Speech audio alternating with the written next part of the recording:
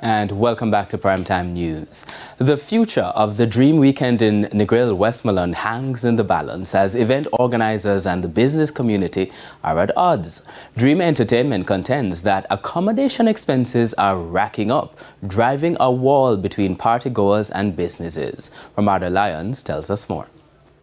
Has the dream become a nightmare in Negril? There's been much speculation that the popular Dream Weekend party series could leave the tourist hub, with small hoteliers bracing for the fallout. But there's no more speculation. The response from Ron Burke, Dream Entertainment Director. Change is inevitable. Change is inevitable. And if you don't evolve, you're left behind. And that's exactly what we're doing. Changing, growing, nurturing, reinventing. And the business community says Dream Weekend has been injecting funds in a wide range of Jamaican businesses. But Mr. Burke says there has been a great deal of pleading over the years.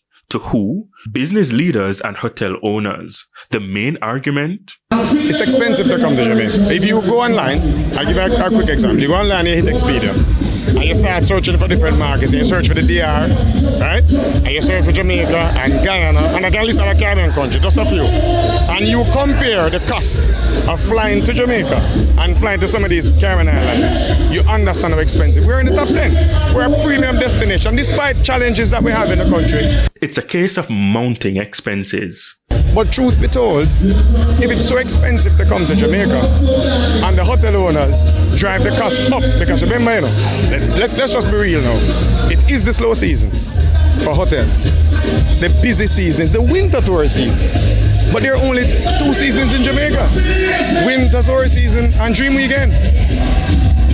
If you come to Negril after Dream the following month, the rates, and we're saying, we understand the time is slow, we understand that you need to make money, but those are your customers, which are also our customers, that you're driving away. He went further.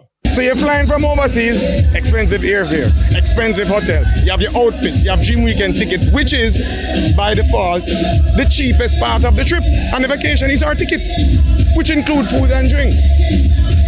So common sense, what's gonna happen? You then now go and impose 5-day minimums at hotels, 3-day minimums at hotels. Are you now telling our locals they're not welcome? All in all, is it too late for a wake-up call? We've been here 16, let me say it again, 16 years.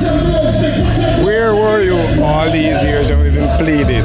And now, he says any decision made for a move is something that we have to sit and talk about and naturally make a decision based on the pros and the cons. But it is our intention for the festival to continue for another 16 years. And in order for it to continue for 16 years, things must change. Ramada Lyons, TVJ News.